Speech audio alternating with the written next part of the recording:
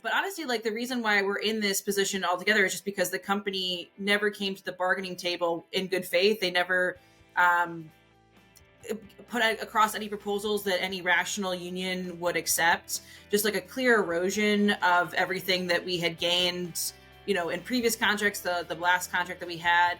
So our terms are really based around wanting to go back to the bargaining table and actually get a new contract out.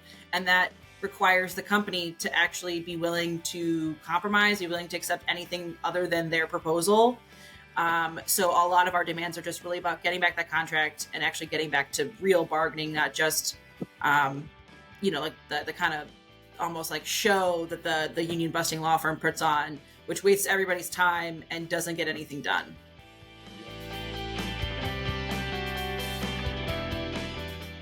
Hello, powerful people, and welcome back to the Power at Work blog. My name is Seth Harris. I am a senior fellow at the Burns Center for Social Change, and I want to be honest with you right up front that this blogcast has an agenda. Now, everything we do at the Power at Work blog is about our mission of promoting workers at the core of the discourse around unions, worker power, and collective action.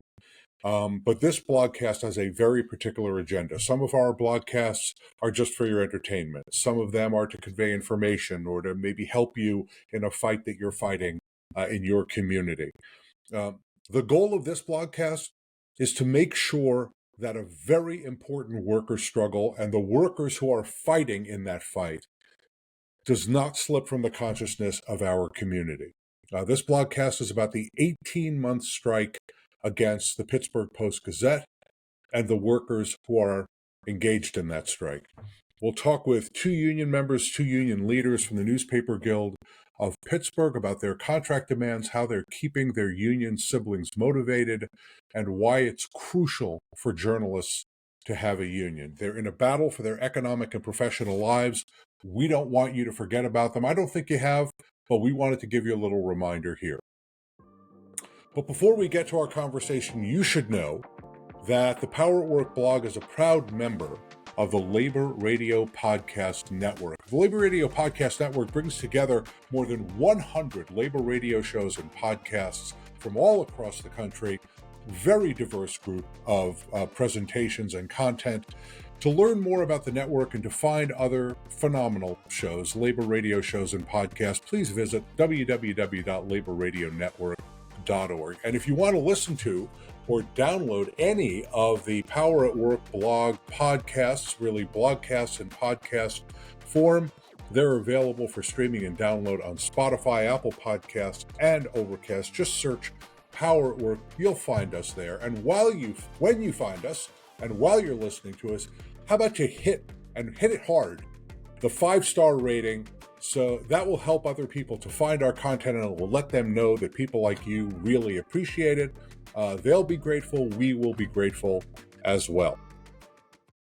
So today, we're talking to workers who've been on strike against the Pittsburgh Post Gazette for a year and a half. I don't know for sure that that's the longest strike that's going on in the United States right now, but it's certainly in the top 10%.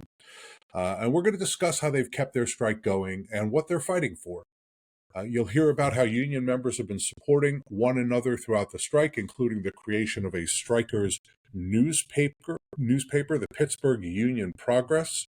We'll talk about some of the recent developments in the strike, including an announcement by the National Labor Relations Board that it would seek an injunction against the Pittsburgh Post Gazette for dozens of alleged unfair labor practices.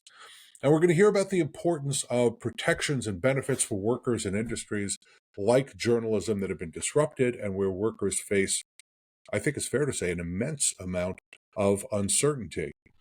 So to help us flesh out those issues and to help remind you about the importance of this Pittsburgh Post Gazette strike, I'll speak with Post Gazette photographer Emily Matthews. She is the treasurer of the Post-Gazette Branch of the Newspaper Guild. Newspaper Guild is an affiliate of the Communications Workers of America, and will be joined by union member and Post-Gazette journalist Natalie Duleba. They're both terrific, and they have some poignant and important stories to tell you. So those are our guests. You are our audience. And here's our discussion.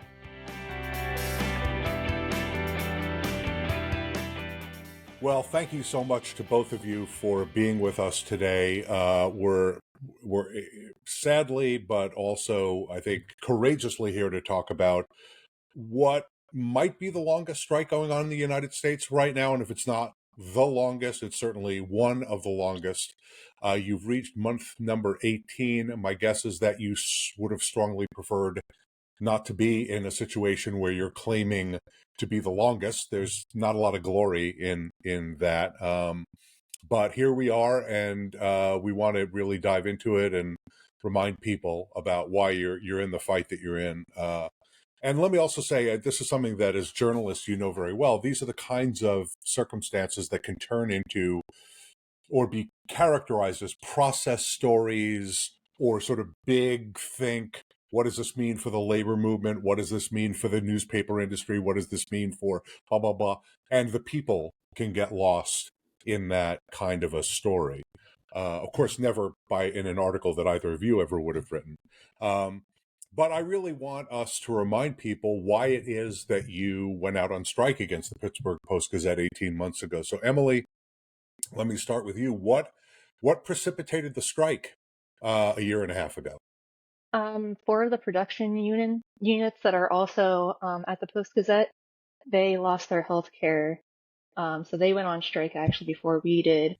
And then we joined them a couple weeks later on our own unfair labor practice strike.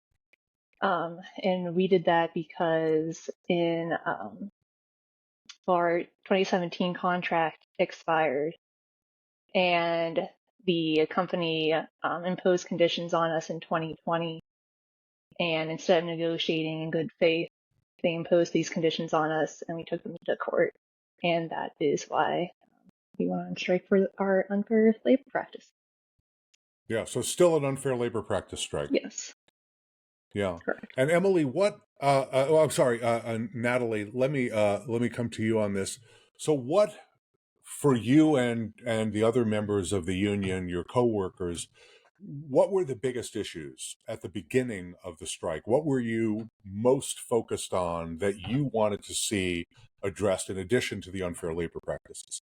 Well, so the demands that we've had since the beginning is for the healthcare to be restored, but also the things that we went out on, like our issues, is relating to that imposed conditions that we maintain the company illegally declared.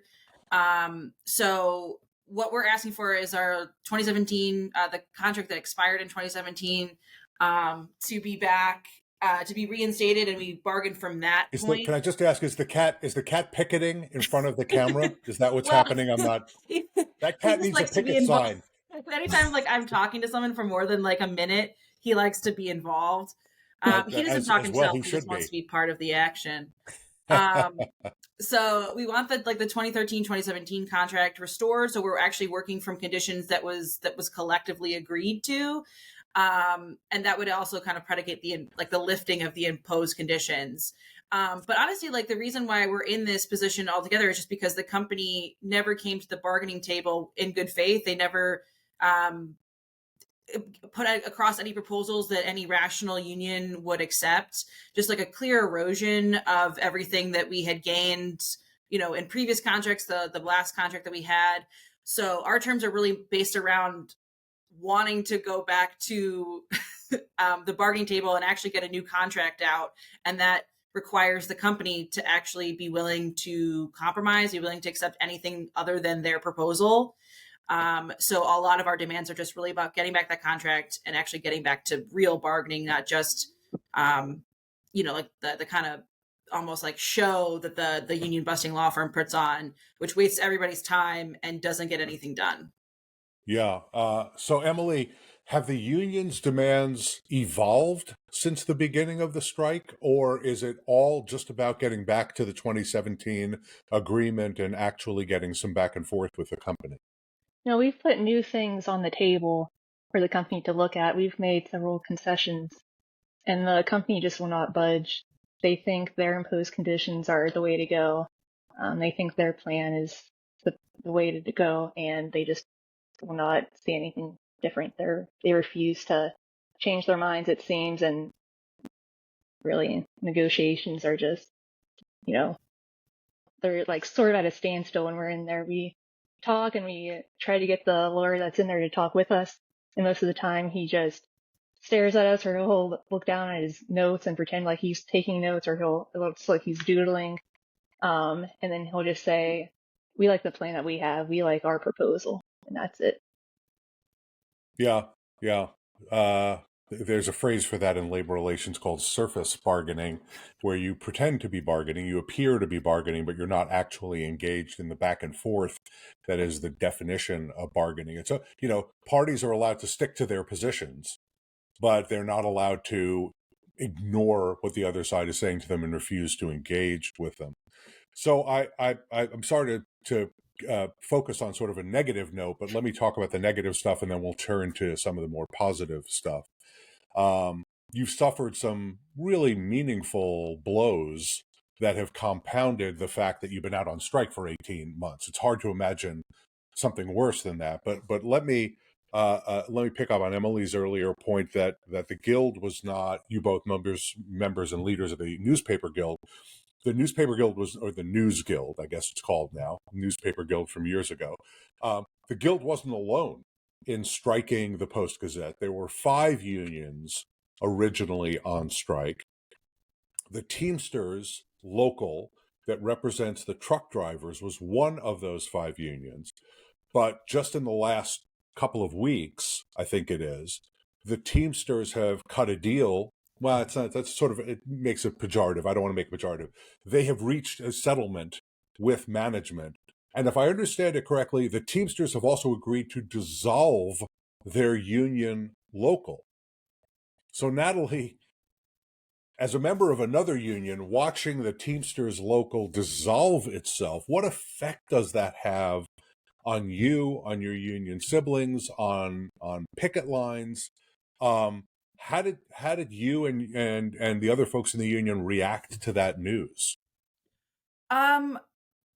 I mean, honestly, it's just kind of shock that they would, we've had people on our own picket line who have found other jobs because they want to go back to working full time. They want to go back to journalism, or they left the industry altogether. But that was, for those people, it was kind of like a long time coming. But we're not upset with people who want to move on. That's totally fine. Being on strike is really hard, and people love their jobs. And if they find like a job that that fits with their needs, totally fine. It's like the complete capitulation to everything the company wanted. They did it in secret. So that means I'll be a little bit more pejorative. They went behind our backs to make that deal because the company asked them to. And then not only did they take like a severance package that they could have taken at the beginning of the strike, they didn't get anything special in that way, but they also gave the company everything they wanted, which was settling all lawsuits and open-ended unfair labor practice lawsuits against the company, and dissolving the union, which is, I just got back from being at Labor Notes, the conference in Chicago, and everyone who I spoke to about what the Teamsters did were completely shocked. They had never heard of anything like this happening. And then, compounded by the fact that they did it behind our backs. They gave up union space, and especially in light of like UAW with all these historic wins in places that have historically not been union friendly or where union drives have failed, but they had these huge wins, and you see UAW just keep on pushing and pushing. And then to have the Teamsters give up ground on like a very well-established union unit was just a blow to us on the strike, but also a blow to just in general, like Pittsburgh's union identity, to have a Teamsters unit just no longer exist. And it wasn't like, oh, the company closed and like there's no trucks to drive anymore. It means that those trucks are now going to be driven by non-union drivers up into the future. That's a loss for not just the strike, but just like the city, I think. Yeah. So Emily, in addition to the Teamsters dissolving their local union, you have had some, I guess they're former members of the union now, maybe not, maybe they're still current members, who crossed the picket line to return to work at the Post Gazette. And that is, I don't need to tell you this because you're living it, but it's often the most excruciating thing that can happen in a strike, because it is coworkers set against coworkers. It's people choosing, the paycheck and the company over their union. What has it meant for you and the other members of the union that a not insubstantial numbers of members of the local have crossed the picket line? Or do I have that wrong? Is it only a fairly small number? No, it's a decent amount who've crossed the picket line. It's very frustrating. We're all supposed to be in this together. We're all in the union. If you're not management, you're in the union. You're under the union contract at the Post Gazette. So what we do, we're doing for everyone. And it is very frustrating because the company they'll replace you in a heartbeat. They've done that to us while we're on strike. They've hired replacement workers. They don't care about your well-being. They took away health care. They haven't given us raises in, over decades. So really the only people who care about you are the people who are in the same position as you. And if you don't want to stand up for yourself and stand up for the people around you, then you're just going to let the company do whatever they want to do. And it's not going to be in your best interest. What has it meant for personal relationships? It's hard because a lot of the people, it's like I get along with them. They were my friends. They're still my friends. It hurts a lot when, especially the people who crossed the line, who were out on strike with us and went back to work. It's just really frustrating. It hurts a lot because we're making a lot of sacrifices so that we can all have a good contract, so that we can all have a job and have a job for hopefully a long time, enjoying what we do. And for them to do that, it undermines the work that we're doing. Yeah. Is it, can you imagine working with those folks again? I hope when we go back, they want to rejoin the union, actually. I think it's better to have more numbers, as many people as possible, and hopefully just reinforcing the importance of the union and the importance of us working together to make sure that we have the rights that we deserve. Yeah. More power in numbers. So, Natalie, let's talk about a little bit of good news. Good news for you and the other members of the union, and for the union itself and all the unions that are involved in this strike. The National Labor Relations Board recently announced that it would seek a so-called 10J injunction against the Post Gazette, and because they've made allegations of dozens of unfair labor practices by the company. That had to have been a big emotional boost for the union's members. How did you react? How did your coworkers react? And what are you hoping will come out of that litigation? So I kind of found out on my own. There was messages in our communications or email inboxes saying like, hey, there's a 1:30 meeting today. You should be there. We got big news.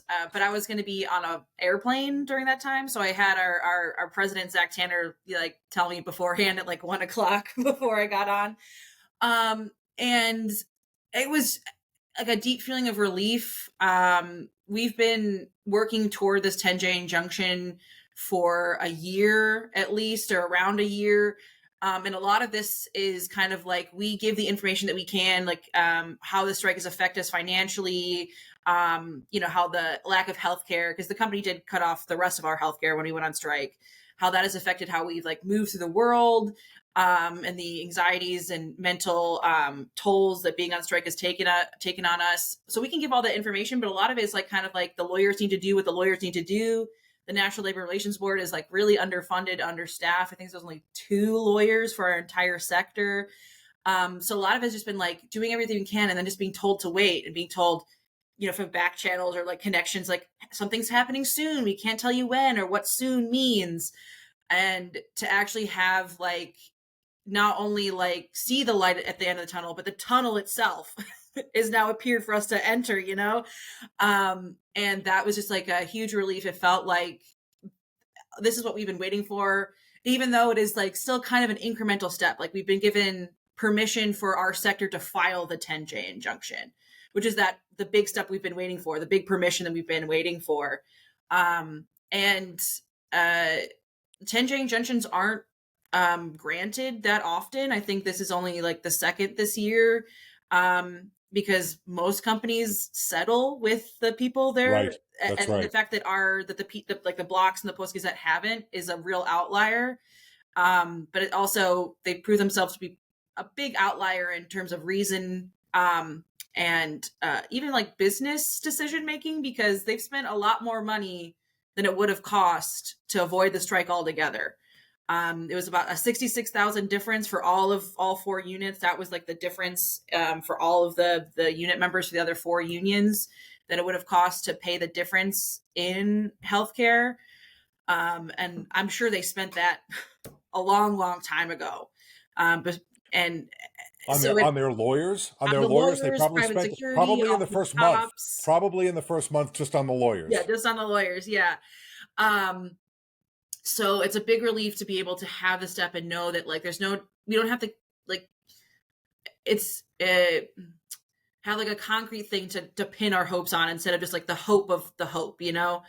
The waiting is sometimes the longest, and now at least the waiting for this is over. Yeah, absolutely. Emily, so let me get you to sum up this section of the conversation, then we'll move on. It's been 18 months. How would you say the members of the union are doing? What's the mood? How are they surviving? And what's their sort of state of hope versus despair? I think with this recent news of the injunction, seems like everyone's spirits are lifting a little bit. The end seems like it's in sight. Like Natalie said, we've been waiting a long time for this to happen. So yeah, it seems like we're finally about to get some relief and possibly go back to work very soon. Yeah. And are people still standing strong? Or are the numbers sort of dwindling? We're still standing strong. It helps that we have support from the community and support from other unions around us, and from each other too, of course. We meet every morning, and just having that communal kind of time together really helps. You can stay up to date with the latest news about workers, worker power, and unions by subscribing to the Power at Work blog. You'll receive the weekly download, a Power at Work newsletter sent straight to your inbox. The weekly download collects about 24 of the week's articles, academic studies, press releases, podcasts, and videos from across the internet. We find the stories and deliver them directly to you. So subscribe to the weekly download right now on the front page of the Power at Work blog. Go to poweratwork.us. Well, let's in the next section, let's turn to talking about that support, right? So this has been going on for a very long time. They have not been your members have not been able to work for those 18 months, at least not in their chosen profession. So there's obviously an overwhelming need for support at this time, and there has been for quite some time. I don't know if all of our audience knows this, but some people do because they're reading it. I know they're reading it. That the striking workers at the Post Gazette have started a strike publication called the Pittsburgh Union Progress. Emily is actually I found this out just a minute ago. Emily is sitting in the offices of the Pittsburgh Union Progress, which I understand are in the Steelworkers Union Hall, right? The Steelworkers have lent the space. Let's go Steelworkers. And they've been doing incredible work without pay, the work they love, journalism. And it goes to show how important journalists really are to our communities, our democracy, and how dedicated your members are to their profession and their craft. So, Emily, give us, I don't want you to give us an advertisement for the Pittsburgh Union Progress, but I want you to tell us what it's been like working for the Union Progress. And as I understand it, it's a worker-run cooperative, essentially. What's that been like? It's been amazing. When we first went on strike, one of my biggest concerns was not working, just having that, like the routine and going out and being able to do what I enjoy doing. I couldn't imagine not doing it. So the Pittsburgh Union Progress gives me that outlet to do that. It helps emotionally, just allows me to do what I enjoy doing. I take photographs for the Pittsburgh Union Progress, and it just shows how talented the people on strike are too. Steve Mellon, one of our writers, he's covered East Palestine where there was a train derailment over a year ago. He's been covering that community extensively. I've not seen any other coverage like that. He's amazing. And yeah, just on a personal level, it really does help. And yeah, it's amazing to see the work that everyone's doing.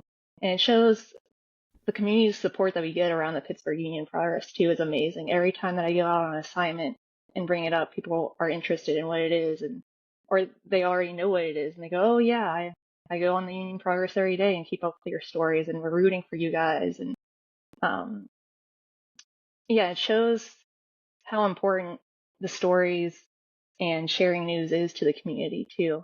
Just yesterday, I was covering a baseball game, a high school baseball game, and one of the parents came up to me and said, like, "Oh, thank you for taking photos and providing coverage because the kids, they love this. They love seeing their photos in the paper, on the computer, in a publication. They love seeing their photos published and the stories of the games published because it means a lot to them. You know, it's not just a high school baseball game to them. It's like it's what gives them, you know, power into what they enjoy. So, yeah. Yeah, yeah. Community newspapers, community-based newspapers, regional and local journalism is the lifeblood of communities. It's how people, one of the ways in which people stay connected with one another, and that is the threat that is posed not merely by the corporate consolidation that we've seen in the closing of so many regional and local newspapers. I know I'm telling you both something you know, but it's also the threat of corporate owners like the Pittsburgh Post Gazette ownership who are busting their unions, who are trying to weaken journalists and weaken journalism in their community.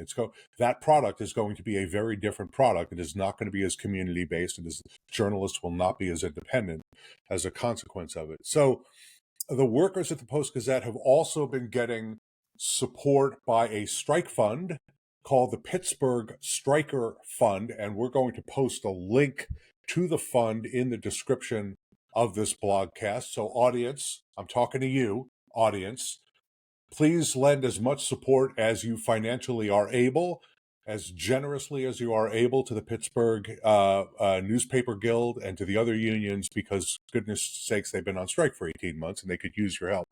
Natalie, just talk a little bit about what that kind of support has meant for your union and your members, and talk a little bit about what other kinds of support you've received locally. Sure. So like the hardship fund is pretty much essential for keeping the strike running.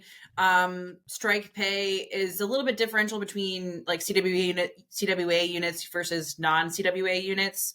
Because we're under the CWA umbrella, and then two of the production workers are also CWA, but the pressmen are part of a different union. Has a lot of letters that I can never remember, PP something. And obviously the Teamsters were their own thing. But so the hardship fund really is like an amazing combination of individual donations, both recurring and, single, as well as, units across the country. And even I think some from like Canada and, internationally. And then like the News Guild itself has put in quite a big amount of money. So like the Nationals.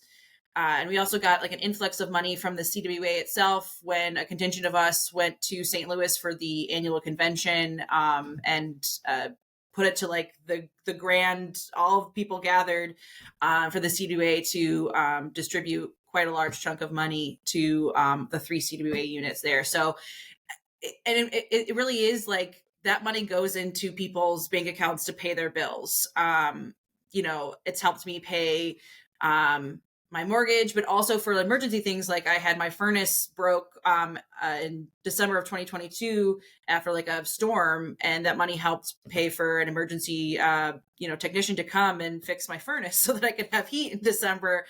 And it's allowed people to, put food on their table, pay for their kids' schooling, things like that, which is really amazing. And people who donate do get handwritten thank you letters from Pittsburgh strikers. From actual journalists will write something directly to you if you give a donation. That's terrific. Yeah. And recurring donors have talked about like they've gotten multiple thank you notes, which is like it's like, well, you keep on giving us money, so you keep on getting thank you. And then also on like a more kind of like a micro level, we set up a sponsor a striker program where a mostly News Guild units, like the local themselves sponsored one person in particular, sending them money each week to kind of supplement their strike pay. And also that helps kind of ease the burden on the hardship fund in general, because it allows, us to already have money to pay our bills without having to, like ask for it. The News Guild of New York is my sponsor. They've been amazing. And it really is like a boost to the people who have them. If it's definitely like a person, like a unit directly to person type of support. And that's just been really touching, like, that these people decided that they have to meet every quarter to re-up the sponsorship. So they see them still in the fight. So they're still helping me in the fight. And I'm actually like, it was for someone else had the sponsorship before me and he got a new job. So it was passed on to me. So even like through that, they were still there. And then, sometimes people bring, like, definitely in the beginning, like people were bringing us food to the picket lines, pizza to the picket lines, so that we would be fed while we were out there. Because the first couple of weeks on strike was in October. I think it hailed the first week one day. Oh my! So those type of things are really like morale boosting. Yeah, Western Pennsylvania, late fall through now, late April. Maybe not the warmest. It's not the Key West. The Power at Work blog is a project of the Burns Center for Social Change at Northeastern University. The Burns Center develops innovative, participatory, and equitable approaches to solving public problems using new technology. Our faculty and fellows are accomplished, nationally recognized changemakers. Interested in learning more? Go to burns.northeastern.edu and sign up for our mailing list. And you can follow us on social media at Burns Center on Twitter, LinkedIn, and Instagram. The Burns Center for Social Change, from demanding change to making it. So let's. I want to talk a little bit about those strike experiences and being out on the picket lines, because I know from my personal experience of having walked picket with a number of unions all throughout my career, that those. First of all, the gratitude that you get from people who are out on strike is extraordinary, because it can be, being out on strike can be lonely. It can feel very lonely. You're in a fight, and then you turn around and you wonder if there's anybody behind you other than your other union siblings, and it can be really it can feel lonely. And while the Pittsburgh Post Gazette strike, your strike, got a lot of press attention in the beginning, that attention has sort of faded over the course of 18 months. And sadly, there are new outrages in your industry. The Democrat and Chronicle in Rochester, for example, there's, I believe, a strike underway now forced by management there. And there are other issues. There's organizing going on in the South and other things going on that are attracting people's attentions. Natalie, I assume you heard about all that out at Labor Notes. So Emily, I want to get a sense from you about, first of all, do you still have physical picket lines set up outside the Post-Gazette headquarters? And talk a little bit about the relationships that are getting forged on the picket line. We don't have picket lines as often as we did at the beginning. We kind of focused our actions at like specific rallies or specific pamphleting events. But other individuals and other organizations and union groups always come out and join us, which is always so nice. The Starbucks workers, when they were going through their own kind of union struggles, they still joined us on the picket line. The steel workers, of course, they've lent us their space. They help us with bake sales. They organized bake sales for us and join us on the picket line. The labor choir joins us at rallies and pickets, and that's always a fun time because they get people all rallied up and sing songs, and they usually bring like big poster boards with lyrics on them to like the tune of "Take You Out to the Ball Game." So that's always really fun, and it always just picks up our picket lines and makes it more lively and everything. So that's always fun, and the support's always really nice too. Yeah. So I'm curious to ask both of you, and Natalie, let me start with you. My guess is, well, let me ask it rather than guessing. I don't want to make any assumptions. Did you think of yourself when you were growing up or when you first started in your career as a big labor activist? Did you think that you would ever be this kind of a worker fighting for justice on picket lines and, with alongside your coworkers? Was this part of your expectation about how your career was going to turn out? No, I'm not like I grew up in Cleveland, which is very similar to Pittsburgh in a lot of ways, but maybe some sports rivalries wouldn't appreciate that comparison. But they do have a very similar demographics. But I was not like a union kid. No, as far as I know, no one in my family has ever been a union member. And in the previous two jobs I had after graduating from college, they were not unionized. I didn't even know that could be an option. And when I first joined the Post Gazette in 2020, just before the shutdowns, it was kind of just like, hey, you're going to be in a union, sign this thing, and they'll take the dues out of your paycheck, and that's all you have to worry about. So as on the copy desk, I worked like nights. Like my shift was from 4 to midnight, pretty much, and so a lot of the union activities would be during the day. Like meetings would be at 10, 11 in the morning. And I just, after kind of not having my evenings, I didn't want to give up any of my days to union work. And I also didn't really understand what the union, what extra I was getting. I just knew it was a requirement of being, in my position. And so I was never against it or anything. I just wasn't an active participant. And then pretty much the strike really accelerated my participation. We had a very long Zoom call where our leadership told us, we're going on strike, guys. This is the reality. Let's put our own stuff on the plate too. And there was someone who just kept on interrupting people. Even though we were all waiting, I think I was waiting an hour for my turn to speak, and I just shouted him down. I was just sick of him interrupting people who had, I didn't want to be interrupted. And that made an impression on our elected leadership. And they called me that night. It was like, hey, you did really great today. Do you want to head up a committee for the strike? And I said yes. And pretty much since then, I've just pretty much once you take on some responsibility, you don't want to set it down. You don't want to give it up. In fact, you just take on more and more responsibility because you can see, I don't know, your confidence in yourself and your ability to do these things grows as you take on, more tasks. I led our unemployment efforts the first year. That's getting everyone signed up for unemployment, helping them guide them through all the many pitfalls of that. And that was just something that I had never had any experience of doing anything like that, but I was happy to take on the responsibility, and I could see how it was my help and my efforts were helping other people. And then when we finally got unemployment in July of 2023, after applying for it end of October 2022, I had people, reach out to me and say, you did this for me and my family. And that was just when I just felt I was just doing my part, but it really did make a difference. And having to learn to not diminish my own accomplishments has also been, a journey. But now I'm the local secretary of the Pittsburgh News Guild unit. Well, not the unit, just the whole News Guild of Pittsburgh. And then going into labor notes as feeling like an equal. Some of these amazing people that I got to see speak on panels or, talk to in the common spaces. So definitely not something that I pictured, because I didn't really know it was something that I could picture. But it's been really amazing entering these more union friendly spaces, these pro-labor, pro-union areas, and seeing the support and the solidarity that people express for one another.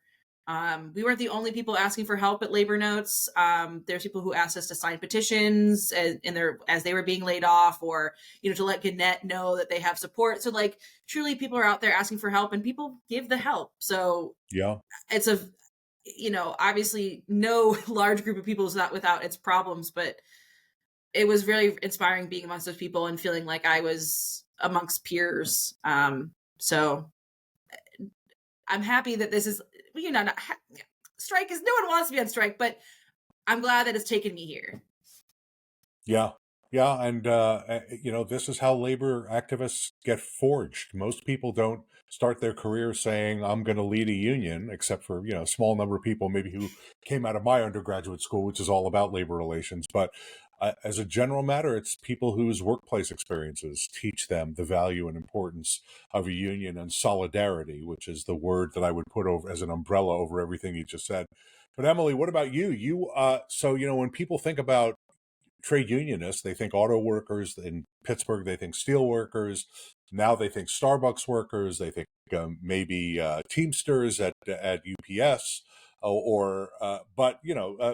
There's a general sense, I think, in our society that journalists are skilled workers who are very difficult to replace, and that gives them a lot of power. It's very, very hard to get rid of them. And so they have real power. And, I don't know if my journalist friends, and I talk to journalists almost every day, I don't know if they feel that way about it, but that's sort of the perception is, you have highly skilled workers with a unique set of skills that are difficult to find in the labor force as a whole. So did you think when you picked up your camera for the first time professionally that you were going to end up being the treasurer of a union local? No.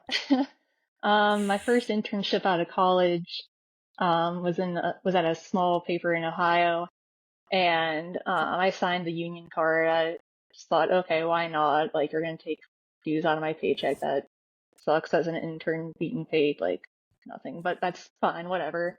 But when that newspaper eventually shut down, they told me at first, we don't know if we can get you anything, if we can really help you out because you're an intern, you've only been here for a little over a year.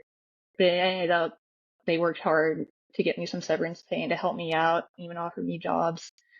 So when I came back to Pittsburgh, I'm originally from here, and I started working at the Post Gazette, I knew that I would want to be a part of the union. I didn't think I would have any sort of leadership role or anything like that, just because I wasn't sure of all the inner workings and how things were run. I also worked sort of the later shift in the day, the 2 to 10 shift normally. So anything that was union related going on earlier in the day or during my shift, I was like, well, I can't go to that because I'm either working or I have other things going on outside of work earlier in the day that I can't attend to. But going out on strike, it really made me realize how important it is to be in a union and that our work does matter and that we should be fighting for our rights because we have more power than we think we might. We can negotiate if we wanted to for a good contract. We can hold people accountable. And I hope our strike shows more newspapers, more news outlets across the country that they can form a union, they can bargain for a contract and have that power. I hope people are seeing this as well and learn the lessons that you're describing. And your industry has been, I think the word would be roiled, disrupted, but it's not all that different from what you're seeing in a lot of other industries where, wealthy folks are trying to squeeze more money out of more workers and with very little concern for their community or those workers and their families. So I want to end on a positive note because even though the strike has been going on for 18 months, I think the way Natalie put it was you can not just see the light at the end of the tunnel, you can actually see the tunnel now and maybe a pathway forward. So, Emily, let me start with you and I'll close with Natalie. Emily, what's your hope and what's your expectation for how this strike is going to play out? I hope that we get our injunction soon, that we can go back to work and kind of rally everyone to rejoin the union and negotiate a contract with the company as quickly as possible, and that we all are able to work at the Post Gazette for as long as we desire. That's a powerful hope. Natalie, what about you? Well, I mean, obviously the same, but like in terms of like the people who never came out in the picket line, or those who were hired after the strike started as like strike breakers, I hope they really see that all this work that we've done really benefits them. I mean, the company took some concessions and said thank you for those, and then still charges for, the concessions we made to pay for our healthcare, and said thanks for that, still charges for healthcare. So if our 2017 contracts are restored, people get money back in their paychecks right away. And those things that like you don't realize the union is what's doing with the reason for those things, I really want us to be able to like help the people who never came out, like realize that that's just what the union's doing for you. This is what we did for you. This is what the fight was for. And that they, take that with gratitude instead of hostility. It's going to be a lot of work to kind of stitch us back together. But my hope is that people really recognize that this wasn't, for nothing. It was never for nothing, but it seems to be, maybe that's why people did. I don't know. I don't know what's going on in their heads, but I really hope that they can like realize that this is real actionable change that will make a difference in their family's budgets, in their life, in their job security. And also that the blocks finally realize that they're not going to quash us, that it's better business to work with the union. I mean, the former owner, Bill Block, who was the uncle of the current owners, JR and Alan, people loved him. People still talk so fondly about him, about how well he treated the unions, how the unions trusted him when he came to them with problems, that he wasn't just doing it to squeeze another, couple $100 out of the unit or whatever, that he was honest. And I think the fact that it was done before, there's no reason why it can't be done in the future. And it's just really unfortunate that it's taken this long for that to happen, and it's taken a law judge, a legal system to force them to do what's right. But at the very least, I hope they look at the red numbers and see, let's avoid that going into into the next contract. And that just like Emily said, like anybody can work here as long as they want to. I've moved for more pay.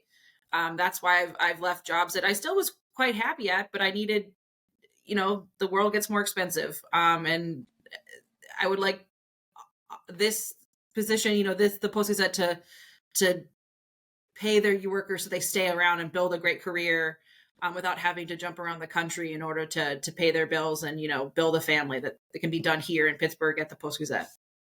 Yeah. So what I love about those answers more than anything is that they weren't about you. They were about not just your fellow strikers, but about the people who are still inside that building, having crossed the picket line, that you're as concerned about them as you are about yourselves and your fellow strikers, and that your optimism extends to bring everybody back together and having a successful business together again. A lot of people after 18 months would have descended into cynicism and bitterness and anger.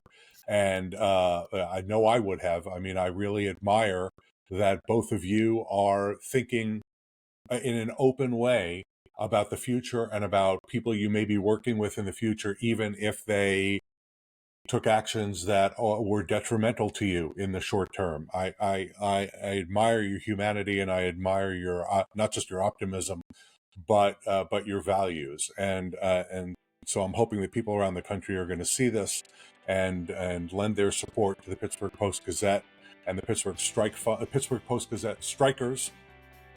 Don't buy the Gazette, for goodness sakes. That's crossing the picket line. Don't buy the Post Gazette. But lend their support to the Pittsburgh Strike Fund and lend their support to the strikers at the Pittsburgh Post Gazette. Emily, Natalie, as great a conversation as I knew it was going to be. Thank you so much. And what is the cat's name? I hate to not credit the cat. So the black cat, that's Giles, and then this is Roxy.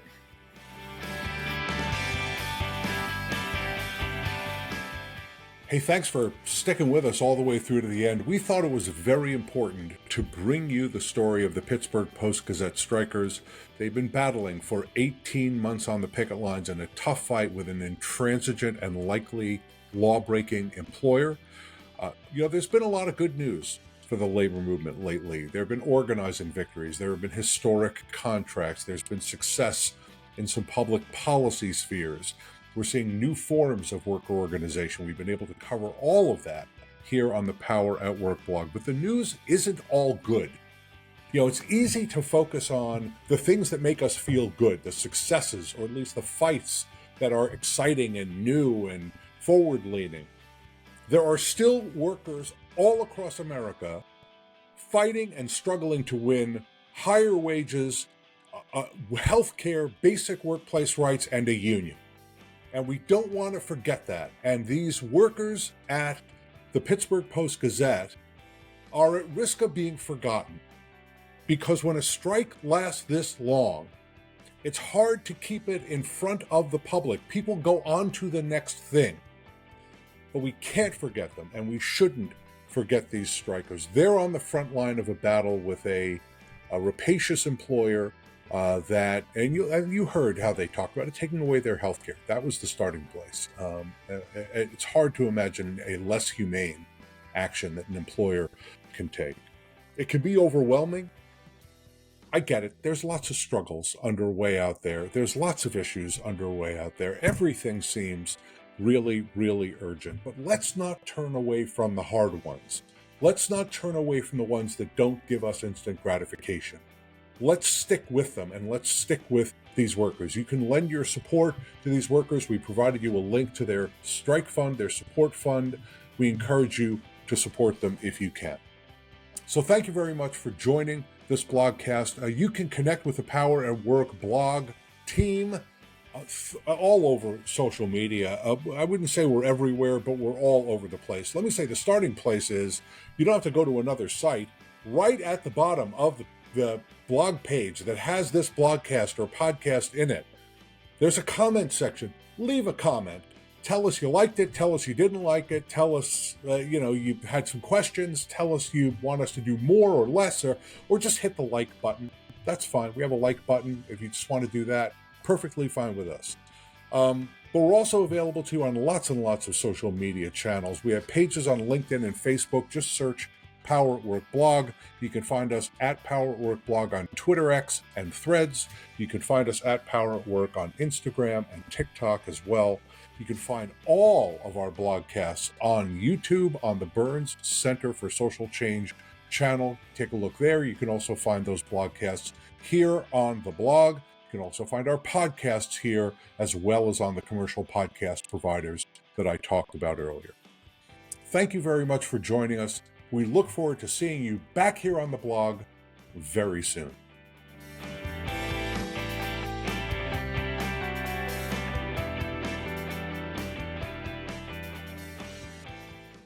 Public professionals, would you like to learn how data, digital innovation, and AI skills can improve your work and help you serve your constituents better? The answer is Innovate US. Innovate US offers no-cost learning on the skills you need to succeed in government in the 21st century. Attend a 1-hour weekly workshop or enroll in a course on AI or human-centered design at your own pace. It's all free to you. Visit innovate-us.org today to learn more and sign up. That's Innovate-US. Visit right now.